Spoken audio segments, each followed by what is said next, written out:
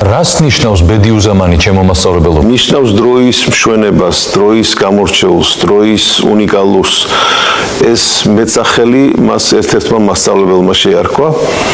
მაშინ მგონი 1890-იანებში, ანუ 98-ში, 93-ში, 1876-ში დაიბადა, სხვათა შორის ესეც აღნიშნოთ. დიახ, და სოფელ ნურსში. იზანის რაიონის სოფელ ნურსში დაიბადა, 9 წლისამ დაიწყო სწავლა და ყველა მედრესეში სადაც კი მიდიოდა, რამდენიმე კვირას, რამდენიმე თვეს რჩებოდა, ყველაზე დიდხანს სადაც ისწავლა, 3 თვე იყო. ეს საინტერესოა, რატომ არ ჩერდებოდა დიდხანს? მაინც ვაფირებდი.